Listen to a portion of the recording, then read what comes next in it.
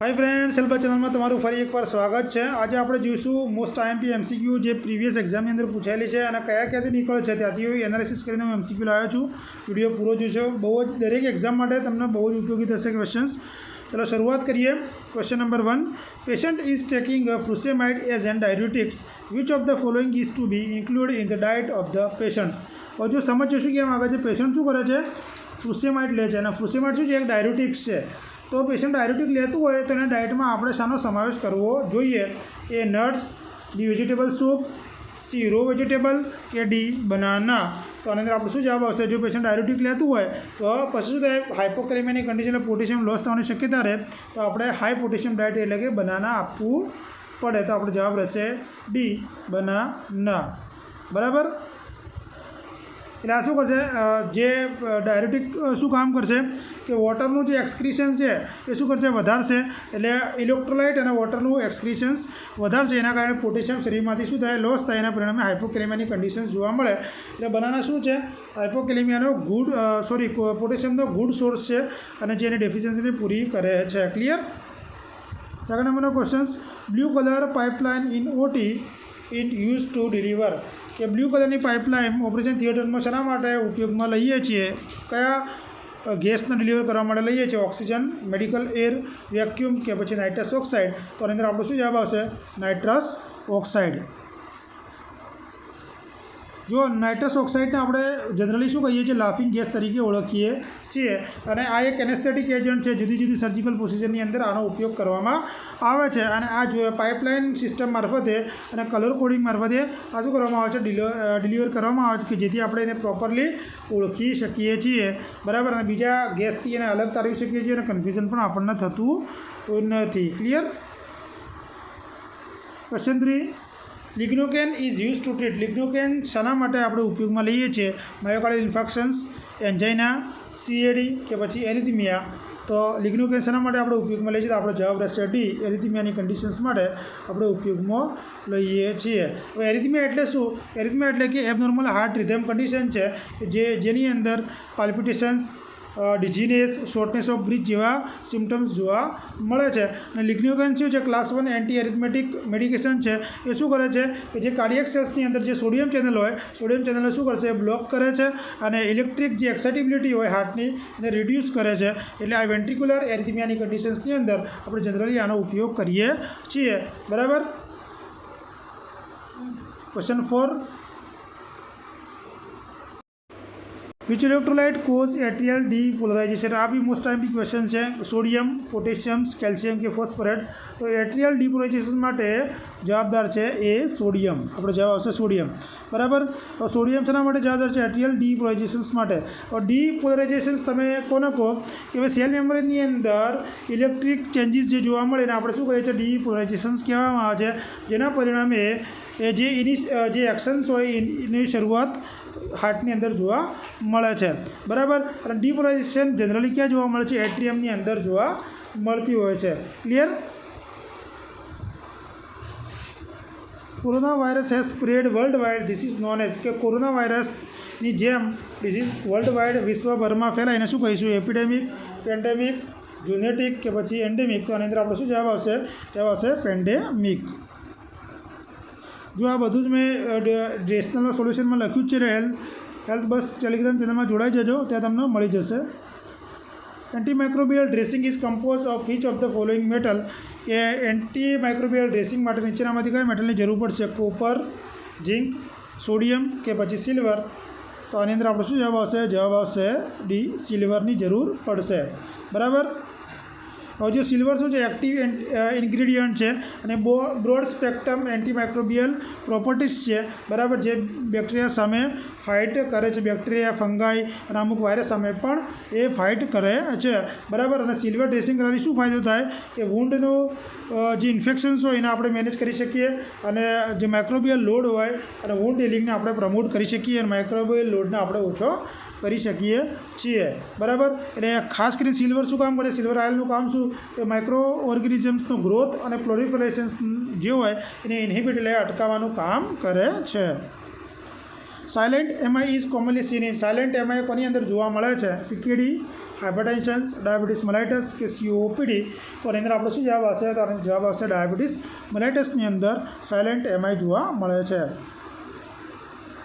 જો silent માયોકાર્ડિયલ infections સમજ જોવા મળશે ડાયાબિટીસ મેલાઇટસની અંદર જોવા મળશે. એમઆઈ કોનો કહો? એટલે કે હાર્ટ એટેક. બરાબર. એના સિમ્ટમ્સમાં મળે જો ચેસ્ટ પેન અથવા ડિસ્કમ્ફર્ટ પેશન્ટ્સને ફીલ થાય. બરાબર.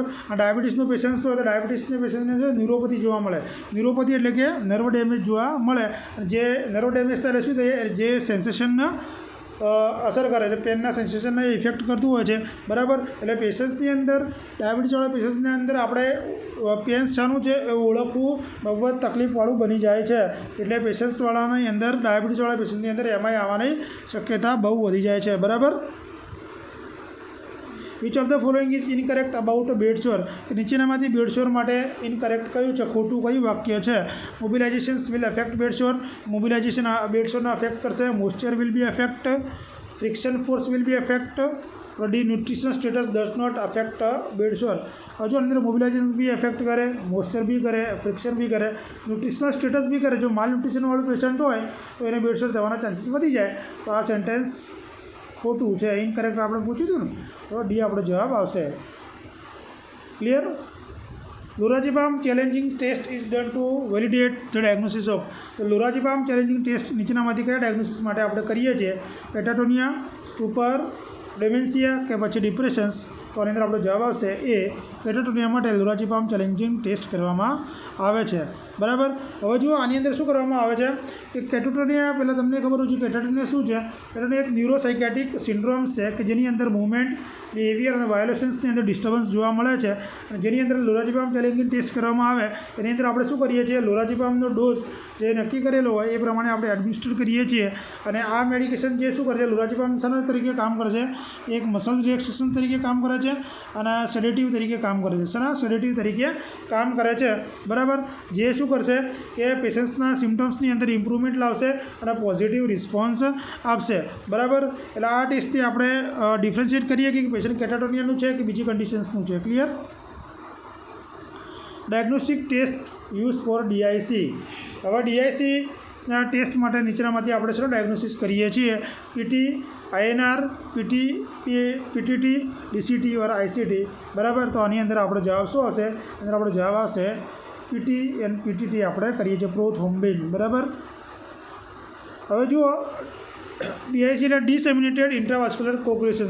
ઘણા મગજમાં એવું છે કે DICનો મતલબ શું થાય? તો ડિસેમિનેટેડ ઇન્ટ્રાવાસ્ક્યુલર કોગ્યુલેશન છે કે આમાં શું થાય? પ્રોથ્રોમ્બિન ટાઈમ અને પાર્શિયલ થ્રોમ્બોપ્લાસ્ટિન ટાઈમ આપણે જોવાનો હોય છે.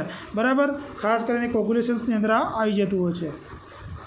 Which of the following drugs is contraindicated pregnant lady? નીચેનામાંથી પ્રેગ્નન્ટ લેડીની અંદર કઈ ડ્રગ્સ કોન્ટ્રાઇન્ડિકેટેડ છે? હિપેરિન, લોબેટોલોલ, ડોલુટેગ્રિવિર કે સ્ટ્રેપ્ટોમાઇસિન. તો આપણે વારંવાર જોઈએ છીએ કે સ્ટ્રેપ્ટોમાઇસિન પ્રેગ્નન્સીની અંદર આપવામાં આવતી નથી. બરાબર. કારણ કે સ્ટ્રેપ્ટોમાઇસિન શું છે? એક એન્ટીબાયોટિક છે જે બેક્ટેરિયલ ઇન્ફેક્શન્સ માટે આપણે ઉપયોગ કરીએ છીએ. પણ પ્રેગ્નન્સીની અંદર શું હોય? હિયરિંગ લોસ થઈ શકે છે બેબીની અંદર અને ડેવલપમેન્ટલ એબનોર્માલિટી પણ ડેવલપ થઈ શકે છે. એટલે પ્રેગ્નન્સીમાં આપણે આને એવોઇડ કરીએ છીએ.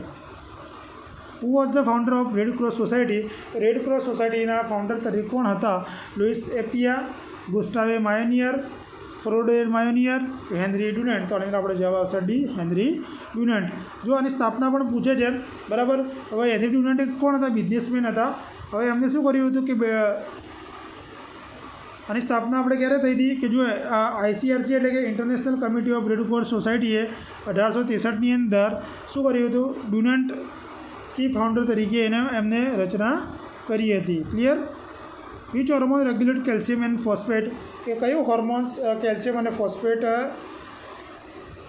રેગ્યુલેટ કરે છે? પેરાથાઇરોઇડ હોર્મોન, TSH, FSH કે પછી LH? તો આની અંદર આપણો શું જવાબ આવશે? જવાબ આવશે પેરાથાઇરોઇડ હોર્મોન કેલ્શિયમ અને ફોસ્ફેટનું રેગ્યુલેશન્સ કરે છે. બરાબર. જો PTH ક્યાંથી સિક્રિએટ થાય છે? પેરાથાઇરોઇડ ગ્લેન્ડમાંથી પેરાથાઇરોઇડ હોર્મોન સિક્રિએટ થાય છે. અને આ સ્મોલ એન્ડોક્રાઇન ગ્લેન્ડ છે જે નેકની પાછળ આવેલી છે. કઈ? આપણા ગરદનની પાછળ આવેલી હોય છે. આનો મહત્ત્વનો રોલ શું હોય છે? કેલ્શિયમ અને ફોસ્ફેટનું મેન્ટેન કરવાનું અને બોડીનું હિમોસ્ટેસિસ મેન્ટેન કરવાનું મહત્ત્વનો રોલ છે. કે જ્યારે બોડીની અંદર કેલ્શિયમનું લેવલ વધે બરાબર. બ્લડની અંદર કેલ્શિયમનું લેવલ વધે અને એ શું થાય, બોન્સમાંથી એ રિલીઝ થઈને પ્રમોટ થતું હોય છે અને ઇન્ટેસ્ટાઇનમાં શું થાય, એબ્સોર્પ્શન્સ થતું હોય છે અને કિડનીમાંથી પણ ઘણીવાર શું થાય, એક્સક્રિએશન્સ થતું રિડ્યુસિંગ થતું હોય છે. બરાબર. એટલે પીટીએચ શું કામ કરે છે કે ફોસ્ફેટનું રીએબ્સોર્પ્શન્સને ઇન્હિબિટ કરે છે કિડનીમાંથી થતું, અને ફોસ્ફેટ એક્સક્રિએશનને શું કરે છે, ઇન્ક્રીઝ કરવાનું કામ કરે છે. After 2 hours of birth, baby has acrocyanosis. What should the nurse do? કે જન્મના 2 કલાક પછી બેબીની અંદર એક્રોસાઇનોસિસ જોવા મળે છે. એક્રોસાઇનોસિસ એટલે કે એક્સ્ટ્રીમિટીસની બાજુ બ્લુ કલર થઈ જાય તો શું કરશે nurse? Inform the physicians, intubate the infant, document the findings, give the oxygen. તો એક્રોસાઇનોસિસ એ કન્ડિશન શું છે, નોર્મલ છે, તો આપણે ડોક્યુમેન્ટ ધ ફાઇન્ડિંગ આપણો જવાબ રહેશે. Question 15, at which week mother feel movement of the baby, કે મધરને કયા વીકે બેબીની મૂવમેન્ટ કરે છે એવું ફીલ થાય છે? 10 થી 12 વીકે, 12 થી 14 વીકે, 16 થી 18 વીકે, તો 18 થી 20 વીકે. તો આની અંદર આપણો જવાબ રહેશે સી, 16 થી 18 વીકે જોવા મળે છે. તો આ સુધીનો આપણો વિડીયો મોસ્ટ આઈએમપી થયો. જેમને ક્વેશ્ચન્સ ગમ્યા હોય તો વિડીયોને લાઇક શેર જરૂર કરજો અને મારી ચેનલ પર પહેલી વાર આવ્યા તો સબસ્ક્રાઈબ કરવાનું ભૂલતા નહીં. મળીએ કાલે એક નવા વિડીયો સાથે. વિડીયો જોવા માટે બધાનો આભાર. Thank you.